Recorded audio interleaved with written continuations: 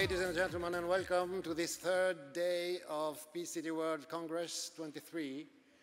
We are going to launch this day with a message from Lord Waverley from the House of Lords, UK Parliament. Lord Waverley.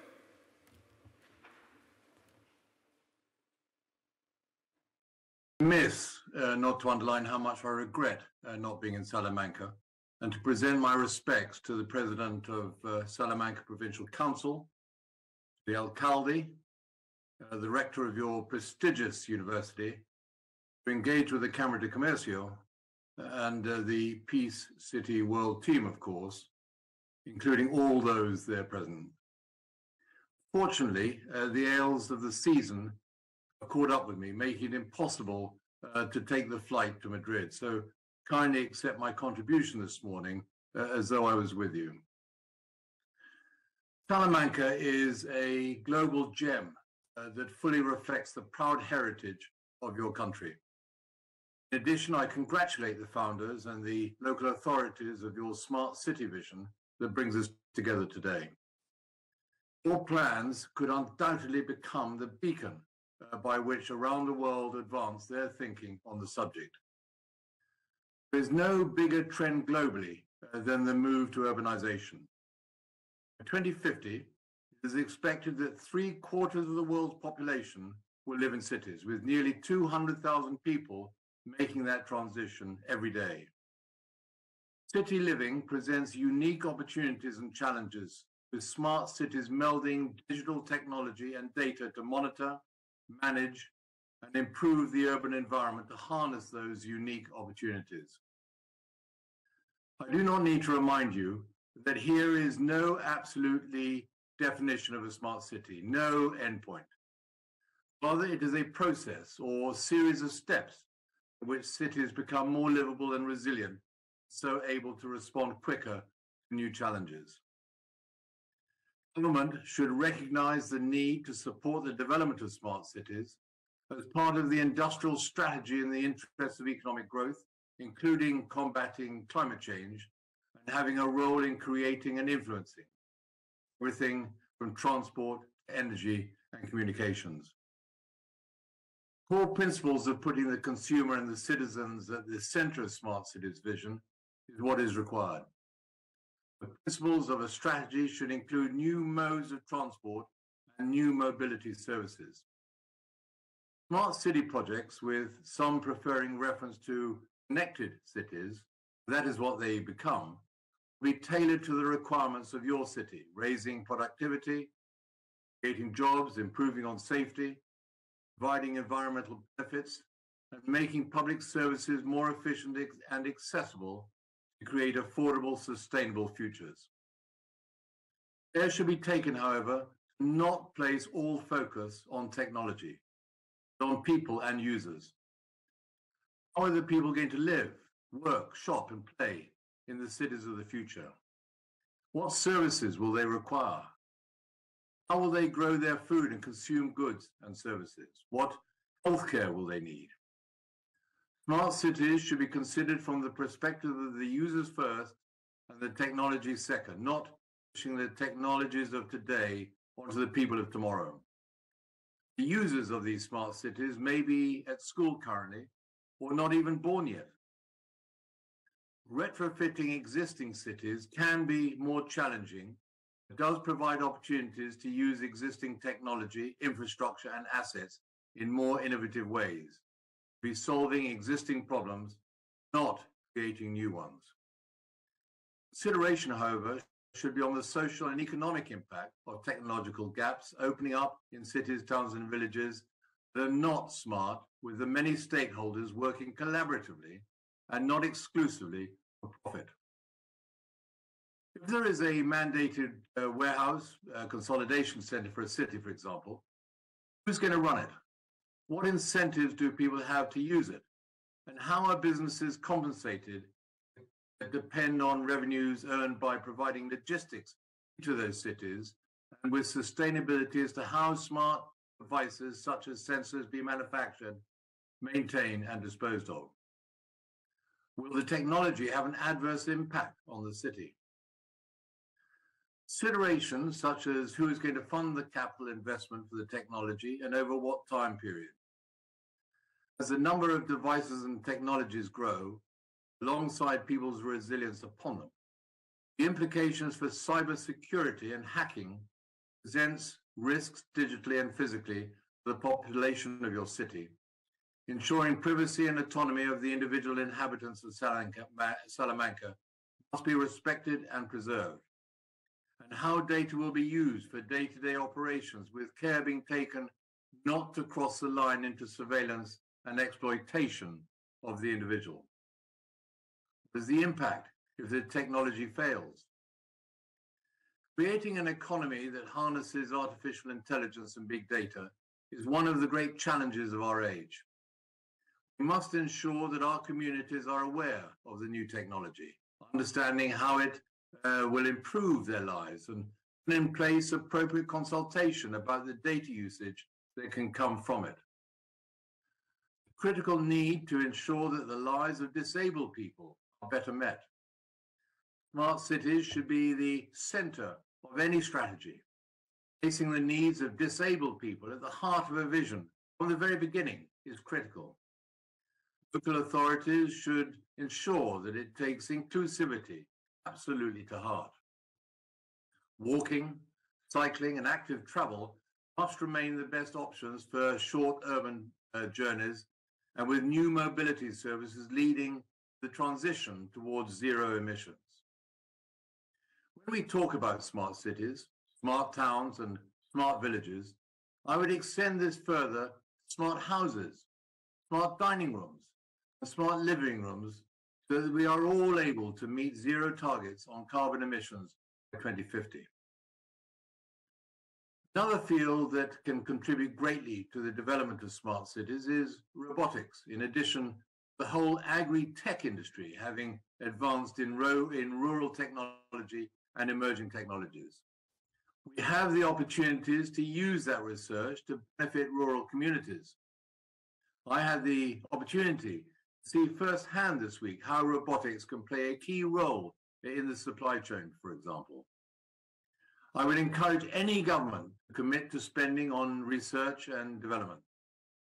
Countries as the United States, Germany, South Korea, and China spending considerably more than the UK.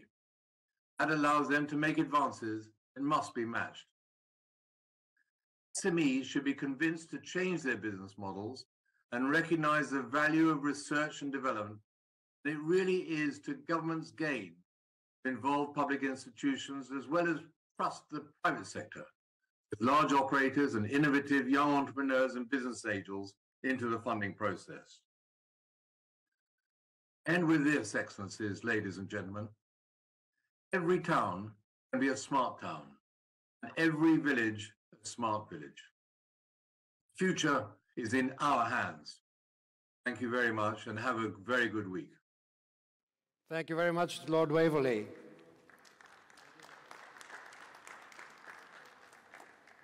Good morning, Salamanca.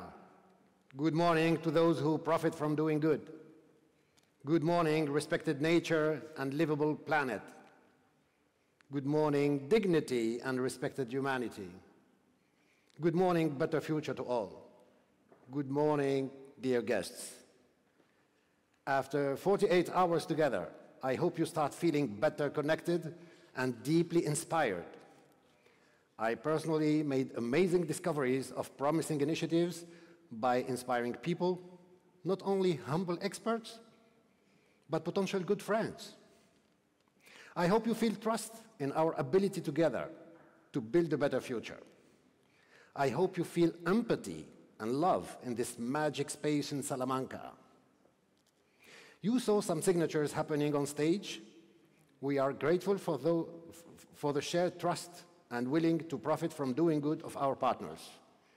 Thinking of Sustainable Development Goal 17, we will have more partnership signatures today, many of them during the coffee break around 11. Thinking of Maslow hierarchy of needs, we already covered some basics for survival: air, water, food, and some basics for development: energy, financing. Today we will go a bit higher on Maslow's pyramid. We will touch needs for human development, starting with mobility, logistics, healthcare, and education. Your day is a success if you get to know more of really amazing people, discovering more of their brilliant initiatives and inspiring thoughts. Let's start with mobility and the future of transport. It is my honor and pleasure to invite on stage Mrs. Lynn O'Grady, Associate Director and co-lead Green Cities at the European Bank for Reconstruction and Development.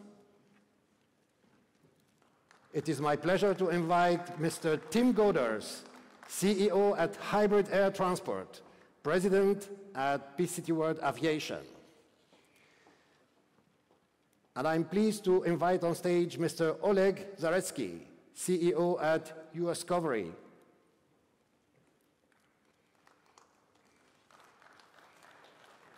We will get that at the recording, no worries.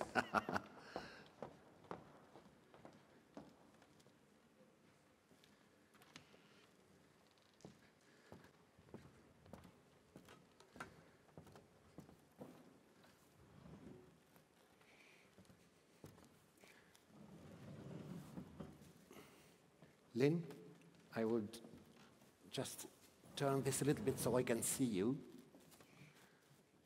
Thank you.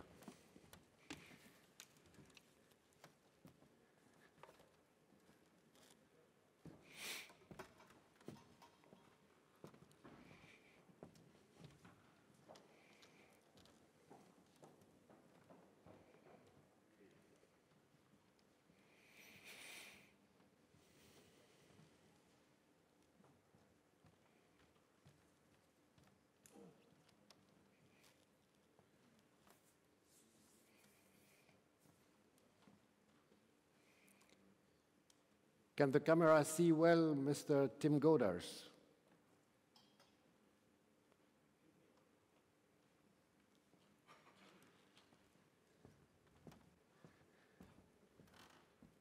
Yeah, you are not hidden by this one, right? Okay, good.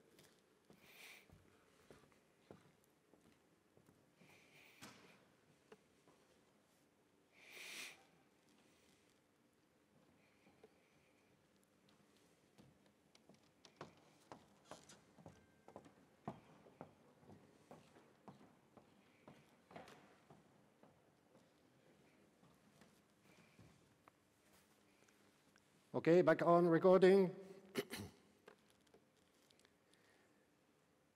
Mrs. Lynn O'Grady, EBRD is strongly supporting green cities on many dimensions, including smart mobility. Please share with us your vision for the future of urban transportation.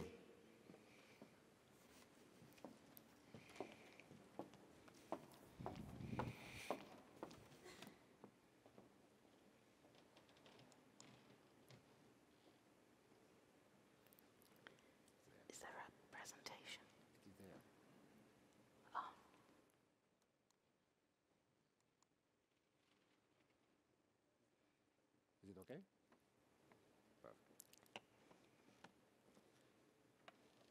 Okay, good morning, ladies and gentlemen. So yesterday I gave an overview of the EBRD Green Cities programme. Today, with the help of a PowerPoint presentation this time, I am going to give a presentation through the lens of what we do in the transport space.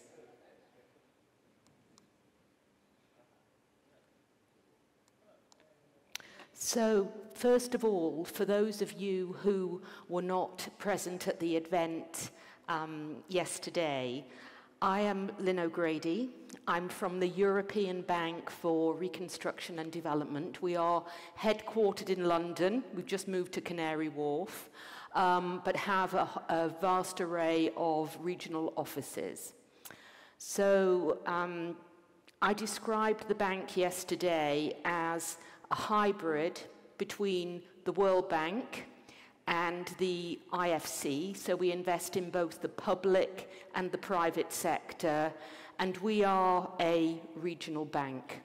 The bank was established in April 1991. It was established in the aftermath of the Berlin Wall coming down and the former Soviet Union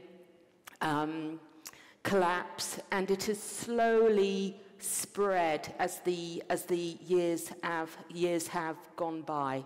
It is a public sector bank. It's owned by 71 countries or shareholders, of which Spain is one.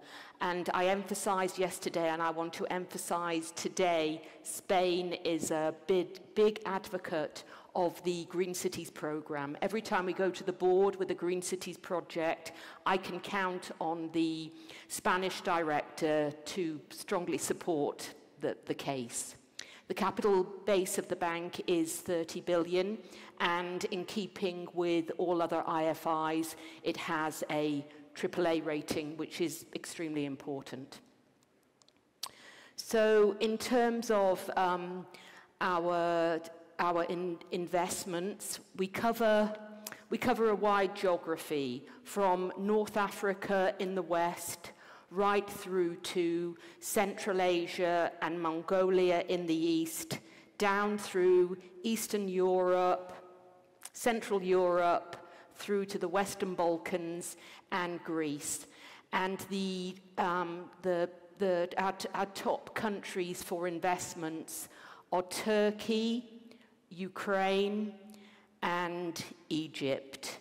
And I think, actually, I see Uzbekistan there. That's a country where EBRD is very, very active at the moment, particularly in the renewable space and in the private sector space as well. So in terms of EBRD Green Cities, this is a network. It's a network of cities which span those regions that I have just talked about. You can see those regions on the map. I'm just trying to think of what is of particular interest to this audience. Of course, North Africa, and I am personally spending a lot of time in Egypt, in Morocco, in Tunisia, in Jordan, developing this program where there is strong interest, particularly in Egypt on the back of COP27. Last night I spent a lot of time and really enjoyed it with colleagues from the Western Balkans, which I really consider my second home. And Green Cities was actually pioneered in the Western Balkans, mainly because I knew it extremely well. And as a consequence, we have many green cities there. So just for an example, Belgrade, Skopje, Pristina, Tirana, Split, they are all EBRD green cities. And I think just in the east, Samarkand is a very active green city where we are presently preparing a project for e-buses to be signed at the bank's annual meeting taking place in May. So if I can just sort of step back a little bit and tell you sort of a little bit more graphically what EBRD Green Cities is all about. It is about a strategic approach. It's now grown to a 5 billion framework, and that 5 billion framework consists of the bank's own capital and also money that we have been able to secure from other organizations. And I think the standout there is the financing in a considerable amount that we have secured from the Green Climate Fund. So it has 4 key pillars. The first is these Green City Action Plans, which I spoke about yesterday.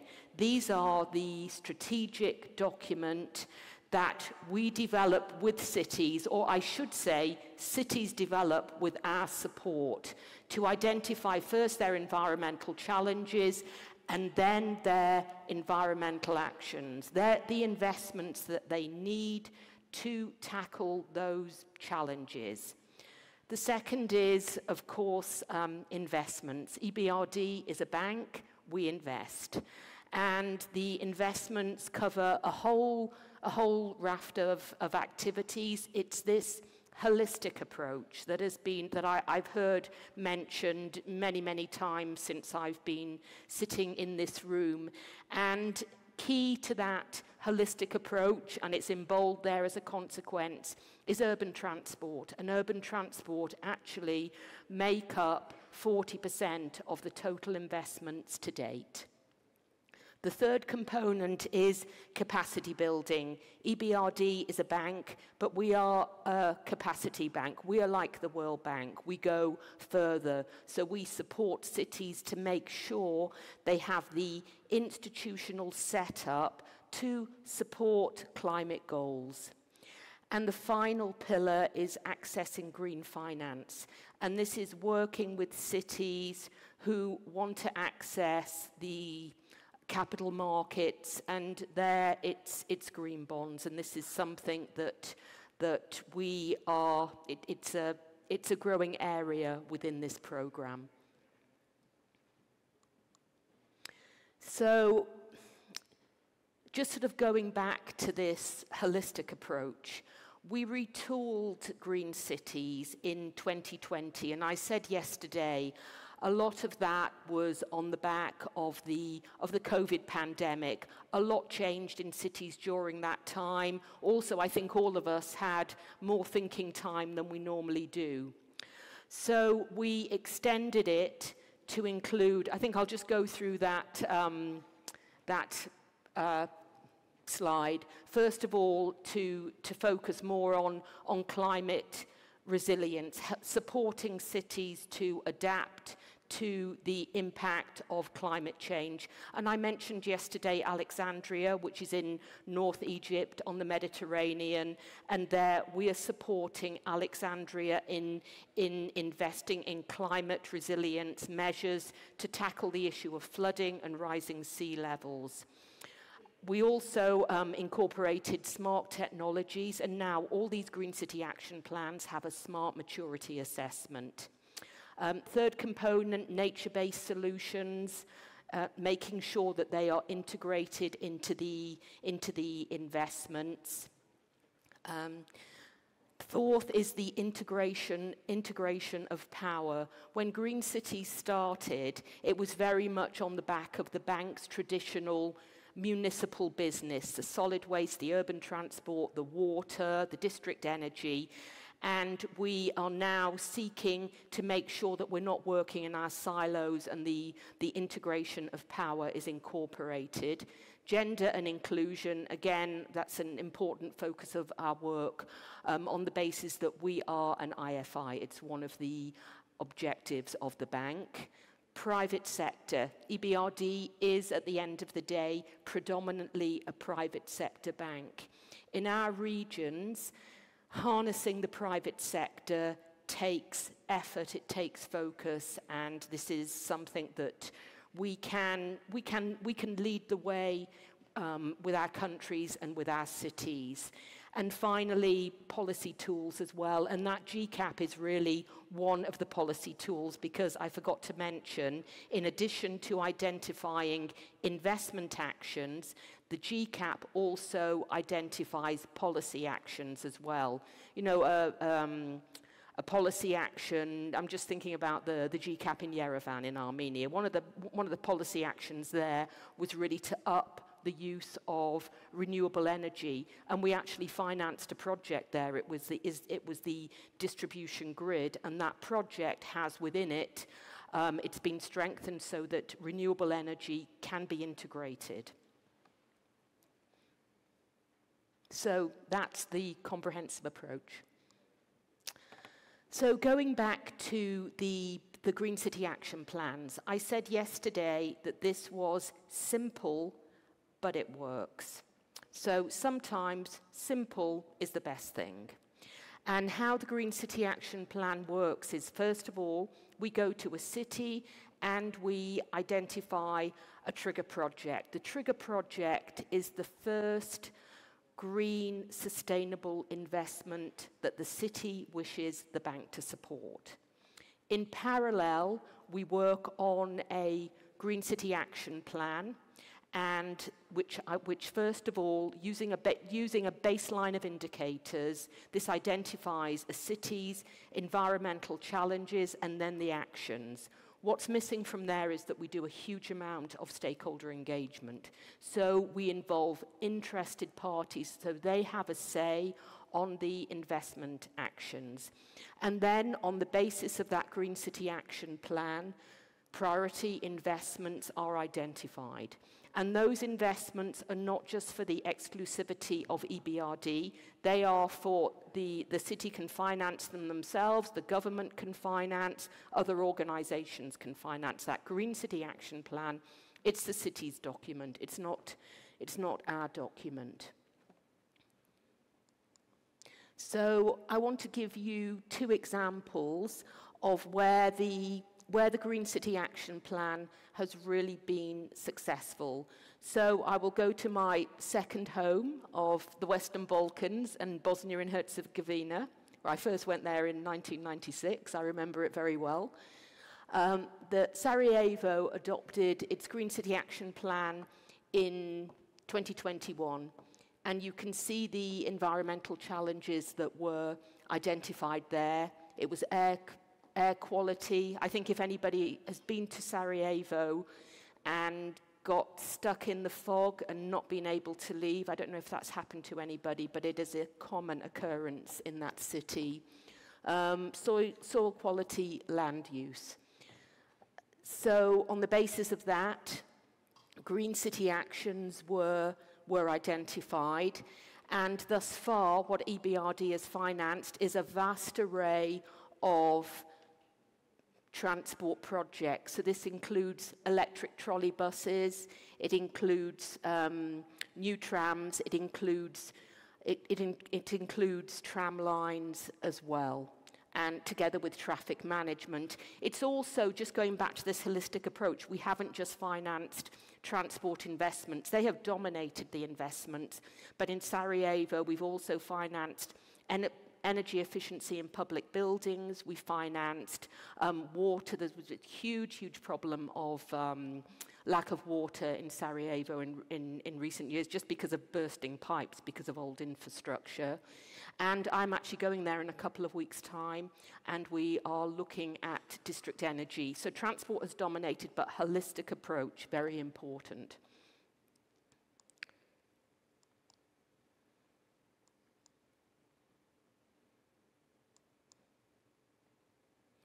A second green city which has worked really well is Tbilisi in Georgia, and the Caucasus is my other second home. I've spent a lot of time there. The Green City Action Plan was one of the first to be undertaken, and it was concluded in 2017. And you can see that in green cities, the EBRD has invested 227 million, so a significant amount of money in transport projects. So these have included the acquisition of a new bus fleet, the rehabilitation of the bus depot, and for Tbilisi Metro, the purchase of new metro cars, and also most recently we've invested in the metro to make it more energy efficient, so to reduce energy consumption. Again, Georgia, it's not just transport. In Tbilisi, it's not just transport, although that has dominated. EBRD is also doing a lot of work on solid waste as well. And maybe I can just say that Tbilisi is where we first marketed green cities, and I remember walking into the office of the mayor and saying that we had this Green Cities program. And he said this is what he needed, because he had got to that position because he had said that he would be the green mayor of Tbilisi. And I think that's something that has really played to the strengths of this program as well. It's played also to mayor's political agenda, which is, it's unusual when it's not about climate ambition. So just to conclude, I want to give you just a few examples of some of the projects that we have invested in, and we focused here on the electric mobility. So the first e-bus project we financed was in Sofia, in Bulgaria. The second was in Batumi, in Georgia. And I think what's interesting to note here is what was important with this project is this blended finance that I sort of mentioned fleetingly afterwards. But for transition economies like Georgia, electric buses are expensive. So EBRD needs to blend finance to make these affordable for the city administration. And there we got a grant from E5P, which is an instrument where there are a number of, the EU and a number of governments contribute. And the final project is in Egypt. It's an e-taxi project. It's a private sector project with Abu Ghali Motors, and EBRD financed a number of e-taxis, which included e-taxis for Sharm el-Sheikh, where COP27 was undertaken. And that taxi on that screen is one that was used in Sharm el-Sheikh that had the EBRD logo on it, so everybody was seeking photo opportunities. I mean, look on the EBRD website and you will see that. I haven't got a slide on this, but just sort of picking up on discussions I listened to yesterday, there's a huge, huge amount of work going on in EBRD about electric mobility beyond what I have there on the screen. So we are looking at micro-mobility, we're looking at battery storage, that was talked about yesterday. We are looking at this whole piece of, electric mobility is good, but make sure that the source of electricity is increasingly renewable. So getting this connection between the form of transport, the car or the bus, and the source of electricity, that's extremely important. So it's really very much work in progress by EBRD, and we are resourcing up. Hydrogen as well is something that we are developing. So very much a very active part of what we do. So that's the end of my presentation. I hope that was clear.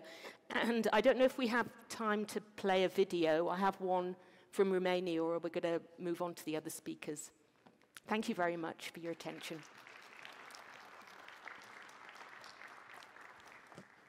Thank you very much, dear Lynn. Do you want to play the video, or did I go on too long? Can we launch the video for Lynn, please?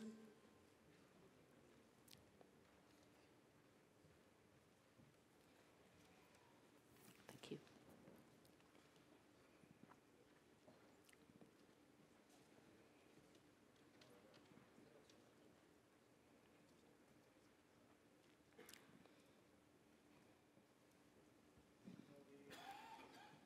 So we will see with the video a little bit later, sorry. That's fine. Yeah.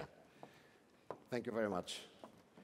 Mr. Tim Goders, what are the promising innovations in transport in the near future?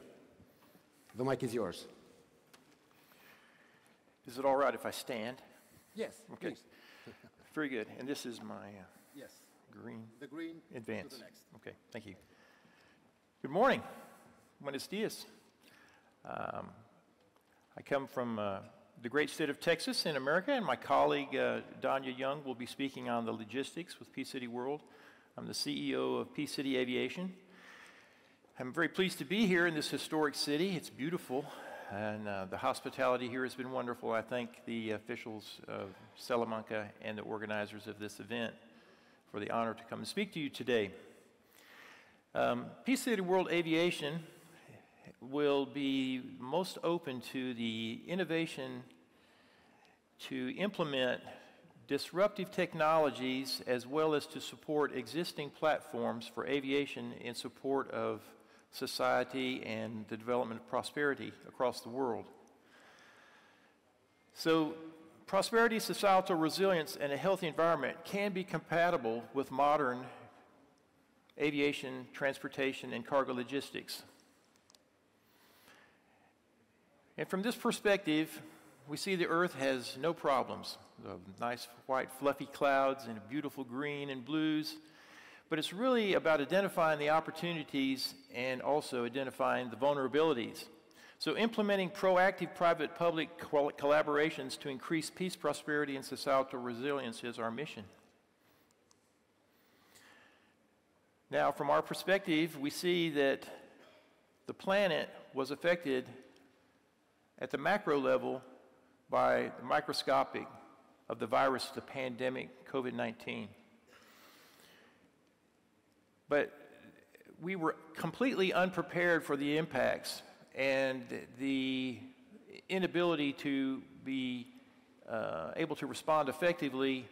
In most cases, it took quite a long time for us to adapt to the challenges of the pandemic. But the Peace City World Aviation Logistics will be able to operate in a resilient manner to natural and man-made disasters. Here are some of the impacts of the COVID on air travel. As you can see on these charts, in 2021, the overall numbers were 47% of the 2019 levels of transportation. And the increases returning to normal are expected to be rather slow. One of those things that the COVID-19 has, as you can see at the top, it says, COVID-19 has grounded international travel as governments act to manage and maintain the spread of coronavirus. Consequently, when the private sector, commercial aviation, responds to government regulations, the effect of that was that 1/3 of all existing aircraft on the commercial side were retired permanently due to the unknown length of duration of the pandemic, as they were in their last trimester of useful service. Others that were put into storage had a very expensive process to refurbish them before they could go back into commercial service. Consequently, many of the secondary and tertiary markets have still not recovered and regained their full air travel. And this also affects not just air travel for passengers, but for cargo. So the COVID impacts on families and businesses was quite severe. Most families and businesses did not have the capital resources to effectively maintain their standards of living or operations. So with more than 50% of the households in the emerging and advanced economies were not able to sustain basic consumption for more than 3 months in the event of income losses. Now, governments often, where able, they were trying to supplement the lost incomes, but as you can be probably aware, that was not sufficient for the length of duration or the severity of the impact. Similarly, the average business could cover fewer than 55 days of expenses with cash reserves. So many businesses have closed or gone out of business. Not only are we affected by pandemics and things like that, but in Europe, for example, we have the occasional rare event where we have an Iceland volcanic eruption that affected air transportation more than 10 years ago. So within this data here, you can see that the ash had forced the cancellation of about 4,000 of the 20,000 daily flights across Europe. The financial impact of just canceling 20% of those flights was effectively $200 million a day.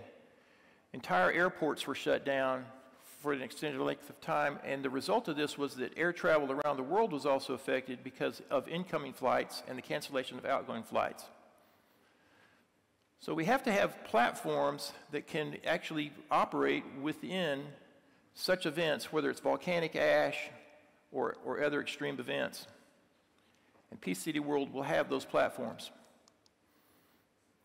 Here we have a representation, this is an oversimplified representation of the distance between the Earth and the Sun, which is approximately 93,000 miles. So coronal mass emission is what we're looking at here. And smart cities that are relatively new in their concepts are often no better prepared in their development than existing cities, because as modern technologies have come along, particularly in the last 150 years, there was little awareness of the impacts on electronic technologies for such events as a coronal mass emission from the sun. In 1859, there was a series of such events that were so severe that you could see the northern lights all the way down to the equator. But for electronics, the only real electronic system at the time was the telegraph. However, with modern technologies, in 2013, Lloyd's of London and the Agency for Atmospheric and Environmental Research determined that in just affecting the U.S. economy itself, they estimated that between $698 million and $3.2 trillion of damage would be the impact in 2021 dollars. But don't be misled. This effect from the sun, these events, have the ability to be much stronger. In fact, there have been data collected from these events that indicate that up to 10 times stronger event is possible and has occurred within recent history in the last 2,000 years. So here's an example of the electromagnetic spectrum. Everything from radios to nuclear power and visible light is within the electromagnetic spectrum. So the modern societies of technologies depend on the EMS. It's highly vulnerable to disruption, and unless protected, and few are protected now, but there's processes underway in the United States to do such protections, and my colleague and I, we work at this point with models for hardening airports and intermodal hubs as the first step in doing this, and connecting those hardened facilities back to municipal critical civilian infrastructure as well, so that in the event of something like this happening, society can continue and survive. The COVID pandemic, as bad as it was, had less than a 1% mortality rate. If a black sky event occurs that disrupts the electromagnetic spectrum technologies, within 12 months you would have a 95% mortality rate. So the notion of logistics has been, up until the COVID pandemic, a just-in-time, highly efficient movement of goods and services. But what the pandemic actually exposed is that we need to have a just-in-case model, pre-positioned materials, and the ability to operate even after such events. So with built-in and retrofitted at airports, ports, cities, smart cities and villages, logistics and transportation must have a continuity of operations. So in order to make these secure energy generation, transmission, and consumption, it also must include communications and financial transactions. As we become more highly dependent on all things in the technology realm that use electronics, it becomes even more critical that we do these hardening and secure operations. So the new natural disaster, humanitarian assistance, disaster relief capacities, and national emergency response, recovery, restoration capabilities with new short takeoff and landing and vertical takeoff and landing aviation, including hospital airships that have the ability to provide surge capacity and capabilities into disaster zones, as well as to support medical operations during pandemics. And unmanned aerial vehicle platforms that PCD World and others will operate. So these are some of the platforms that have intrinsic operational advantages or capacities that we don't have right now that we could. And so complementing the existing platforms that are out there that we rely on today. One would be the heavy lift cargo airships that would have tremendous efficiencies and bring transportation and logistics to zero emission or even below zero emission, while adding capacities that we don't have today. In the upper right-hand corner, you see a blended wing concept from the National Aeronautics and Space Administration, NASA, in the United States. And here's another legacy platform below that was actually the concept for this type of autogyro was invented by a Spanish citizen. And then we have the new modern age of efficiencies and technology coming along with urban air mobility vehicles, with electrified power and ducted fans that will have the ability to be scaled up or down in size and use modern technology batteries and power systems to achieve these kinds of efficiencies. So by reaching this zero or below zero emissions, we'll need advanced platforms, advanced materials, advanced power, and sustainable aviation fuels during the transition. These advanced technologies can be applied to other industrial sectors as the technology applications and inventions actually apply to everything from electric vehicles and the electric grids with ultra-conductive materials and secure electronics, switch gears, transformers, and things like this that are able to prevent being affected by electromagnetic pulse events or geomagnetic disturbances. So with those materials, this offers a lot of opportunity for industry as well as for the education of young people. In a city like Salamanca with two famous universities, the young people would be very well accepted now in these sorts of advanced technology fields, as Spain itself has made the commitment for investments in advanced battery technologies toward the electric vehicle markets. So as well as the advanced platforms, we have advanced unmanned aerial vehicles, urban air transport, which would be like air taxis, these short takeoff and landing and vertical takeoff and landing advanced configurations with the hangar infrastructures. This is going to be key. We have to, it's the chicken and the egg problem.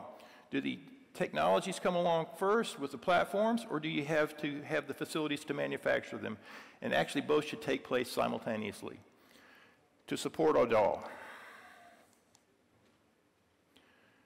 Now, according to the economic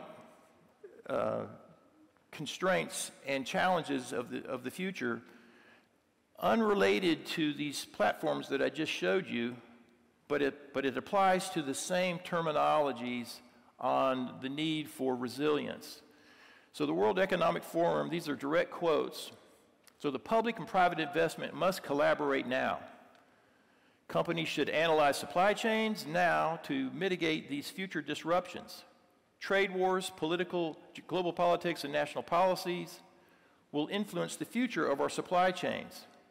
And this is very important because during the COVID pandemic, when we had a loss of supply chain causing extremely high prices for limited materials that could be transported around, particularly medical equipment, to avoid those kind of economic shocks, we have to have these resilient systems. The supply chains are, as reviewed, developments in technology and sustainability should also be considered. At the same time, new logistics considerations may also have an impact on supply chains and changes there too. Thank you very much. I'll be available after our presentation today to take your questions in private. Thank you. Thank you very much, dear Tim. Dear Oleg Zaretsky, you are the CEO of US Covering. Would you share with us your vision of challenges and reality for sustainable and smart city transport? I will. Thank you. Yes. Good morning to everybody. Maybe my speech will not be so pleasant because of my English and some ideas that I will now bring to you, but still, let's do this. So, should it start? So, speaking about smart and sustainable city, we cannot avoid the issue of transportation and mobility. Actually, this is the key point, and the ability to overcome distances in the shortest possible time is one of the distinctive features of our civilization and certain condition for further development and growth. And transport accessibility in main things, thanks to the first settlements emerged. Actually, first settlements, they emerged because of the transport accessibility. Half an hour that people require to reach their work, their office, their friends, is the time that provides comfortable living for everybody. So just to prove it, when people walked, for example, the overall dimensions of the settlement were limited to 2-3 kilometers. When horses and carts appeared, the size of the city grew to 10-20 kilometers. Which was London, for example, in the Middle Ages. And in the 20th century, the size of cities grew to 20-30 kilometers due to appearance of cars and buses that makes the same half an hour of traveling to any of the destination in the city. But now, in the 21st century, what we observe, the complete collapse of urban transport system due to road congestions, and due to traffic accidents, and due to some other points. So the permanent growth of cars led to the fact that now, for example, the average speed of public transport in Berlin is something around 6 kilometers per hour, and in Washington is around 3 kilometers per hour. And this is lower than the pedestrian speed. It means that now our cities have lost a comfortable living environment, and road transport can no longer cope with its main task. In future, this problem will only become even worse because more and more new areas are being rolled up with asphalt and concrete, and still the growth in the number of cars is many times ahead of the required road construction. Sustainable smart city developers like Peace City World should reconsider this challenge again and again, looking for solution. But the whole question is what price we are willing to pay for the opportunity for mobility, and will the existing modes of transport, including electrical vehicles, will be they able to meet the requirements of new generation settlements, and how we want new sustainable city to look like in the future. So many companies, many persons, many parties nowadays, they use sustainable city, ecological points and other things just to getting sales for marketing persons, to get some political maybe sometimes benefits.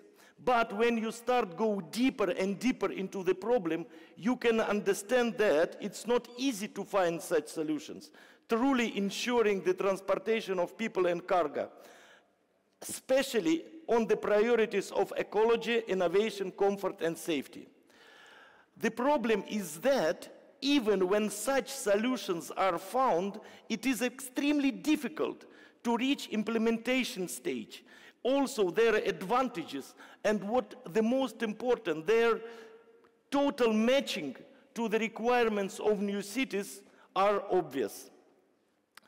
50 years ago, the scientist and philosopher Dr. Anatoly Unitsky invented a new type of suspended transport, which is called string transport.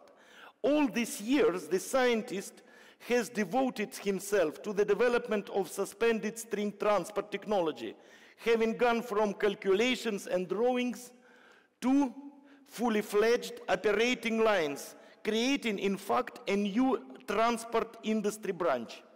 Currently, I am sure, and I will prove it here, that suspended string transport is the transport of a new generation, the transport of the future, the transport completely suitable for new, sustainable, and smart city. Let's figure why. Nowadays, it is almost unanimously considered that the future belongs to electric vehicles, electric buses.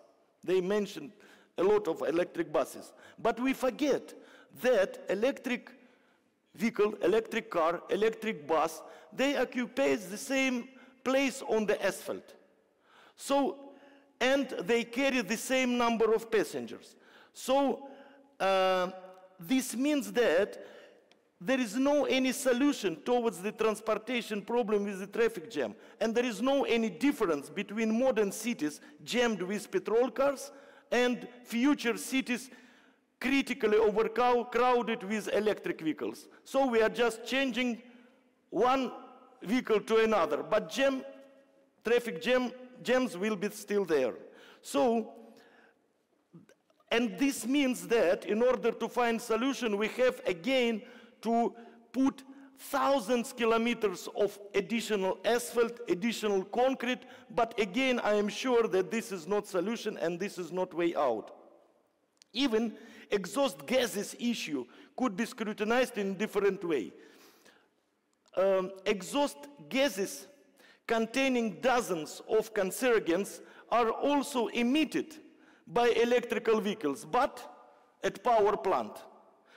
And even more hazardous waste is generated at factories that produce and utilize lithium batteries. So more and more electrical cars we will have, it means that more and more hazardous to nature we will provide. And again, and of course, one more thing, that electrical cars, they will get into traffic accidents exactly in the same way as just normal petrol cars. So they get in traffic accident, they maim and they kill people. They are driving by the same drivers who can fall asleep at the wheel or, I'm sorry, drunk drive, for example. So it means that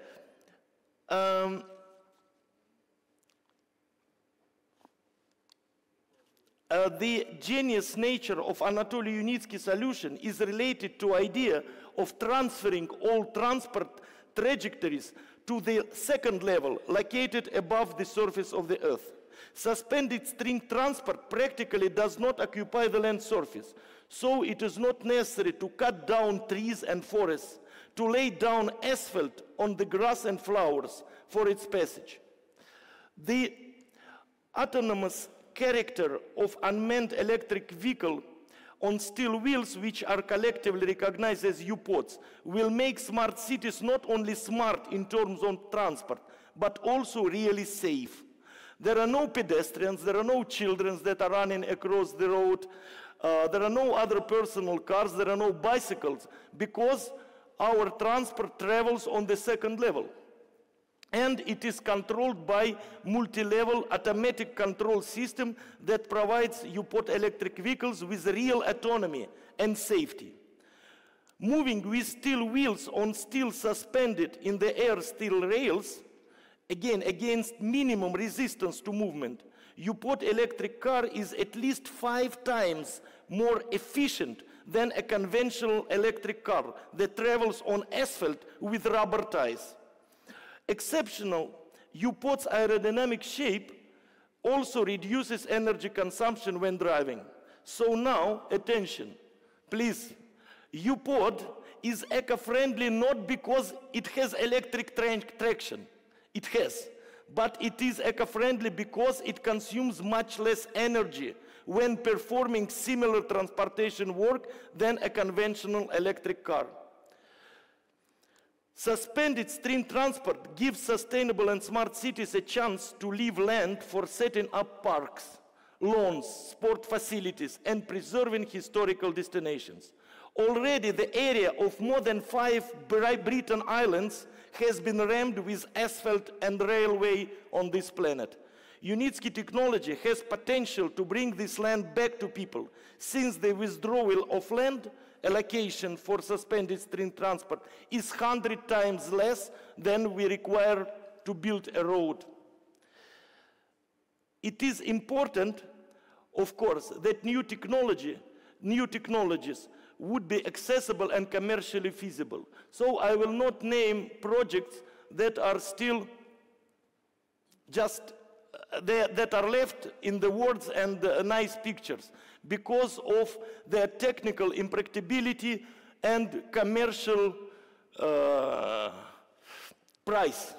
So our system, the suspended string transport, will cost new cities times, I repeat, not 10%, 20% less. It will cost times less than just simple tram or ordinary light rail overpass. Of course, with other equals. If compared with traditional roads with railways, bridges, flyovers, and overpasses, the material consumption of a suspended string rail transport overpass is 100 times less. You can see that we don't require these huge concrete structures, we don't require bridges, and our material consumption will be much less. The construction of Unitsky transport and infrastructure complex does not require huge investments associated with significant excavation works, the relaying of communications, the construction of bridges, overpasses, interchanges, pedestrian crossings, hydraulic structures.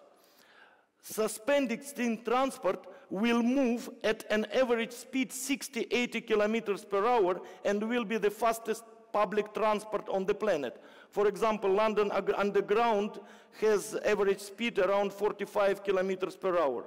And this means that, again, less energy is consumed to move, fewer vehicles are needed to transport the same number of passengers. Suspended string transport technology provides solutions to all transport problems in an easier and cheaper way than anything that market can offer today.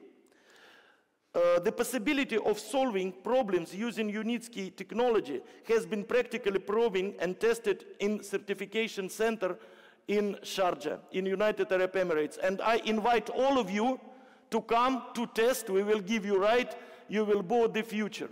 And now we are building 2 more lines with the total length 5 kilometers that will move not only heavy buses, but that will move also containers, because there are also solutions for container cargo transportation, creation of terminal-free seaports where containers will move directly from the ship to the dry inland container terminal.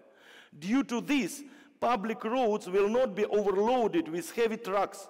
All logistics will be carried out automatically, and all the land under the suspended string transport line will be used for its intended purposes. At the final stage of development, there is a high-speed U-Pod that you can see the model on our table downstairs. It can move with speed up to 500 kilometers per hour, at the same time being environmentally friendly, safe, and economical. Again, it's available in Sharjah, so you can come and you can see. Summing up, I want to say that there are already ready-made solutions to the challenges that developers of future sustainable smart cities face today. But still, all such developers like Peace Wall City and others, they should have ability to see new developments, to evaluate them, and to have certain risk to apply them, because as any new technologies. In conclusion, I want to know that our group, that includes more than 20 companies, we look to the future with confidence, because under leadership of brilliant scientists, we have created a new branch of industry that can help humanity make a technological breakthrough, like that railways made in 19th century and cars in the 20th century. And here we are not limited only to the field of transport. New settlements could be set up and new generation of buildings could be built, and they could be connected with our string transport. In time, given me to make this speech, the time does not allow more detailed description of innovations, but I ask everyone to watch a very short video about future liner cities. Again, it is development of Dr. Unitsky and our group of companies. and how suspended string transport technology will work in this kind of sustainable and smart cities for the benefit of those who will live there and in the interest of all our mankind.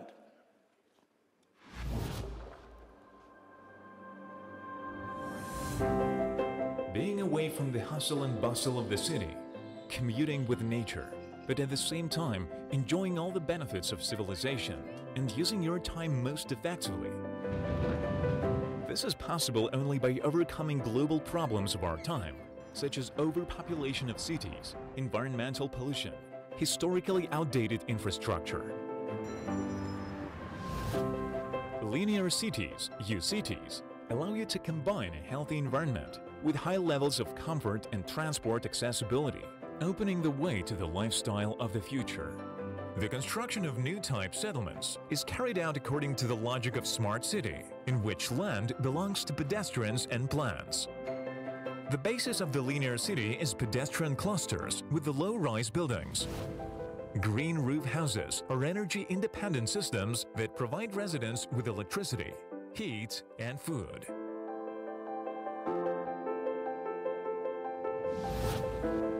Each cluster is designed to comfortably accommodate up to 5,000 inhabitants on its territory and has one or several relic solar bioelectric power plants. Bioelectric power plants, along with the generation of energy, are capable of producing up to 50,000 tons of humus per year from coal and shale waste. These products are in great demand in the world and can become a key element in the development of the colossal export potential of any territory. A distinctive element of each linear cities cluster is a multi-purpose dominant building with a built-in station of the Unitsky String Technologies transport system. If necessary, these systems can connect the cluster with the city next to which it will be built, and provide high transport accessibility as well as ensure integration into the existing infrastructure.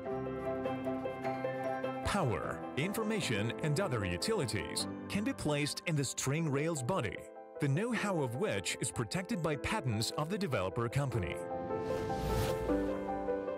Currently, the technologies that are part of the UCities are implemented on the territory of research centers in Belarus and the United Arab Emirates. 6 types of innovative buildings have been built and are being successfully operated. 6 types of elevated communication overpasses and more than 10 fundamentally different models of passenger and cargo rolling stock have been erected.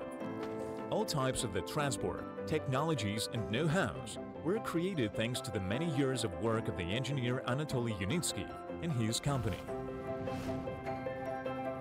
UCities can become a powerful, innovative driver of economic development based on the introduction of natural technologies into industrial, residential, and transport infrastructure, power industry, and agriculture.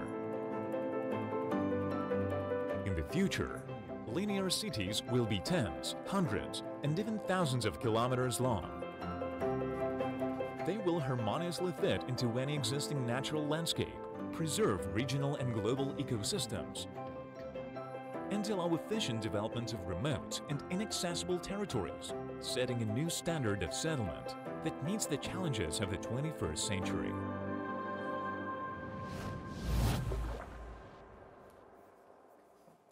Thank you very much. Thank you very much, dear Oleg, for offering alternative mobility solutions that are more eco-friendly. You also kindly plan to offer a gift to City World. Yes. So let me invite our chairman, Mr. John Mavrak, on stage. Yes.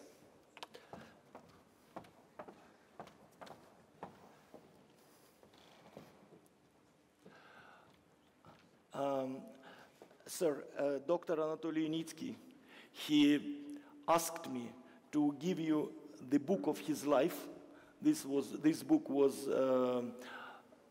has been written by him, where he describes all his life and the main thing, all his achievements and plans for future. And I am sure that Peace World City will be part of his future, and we will be part of Peace World City's future. Thank you very much, sir. Thank you very much. Thank you. Thank you, sir. Thank you. Thank you. Thank you, sir. Thank you, Tim. Good speech.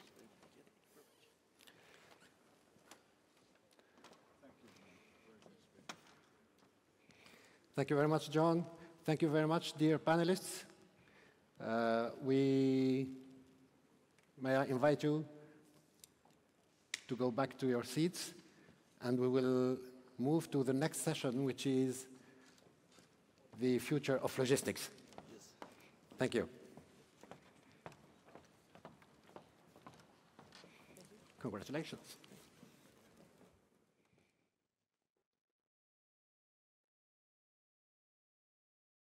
Oleg?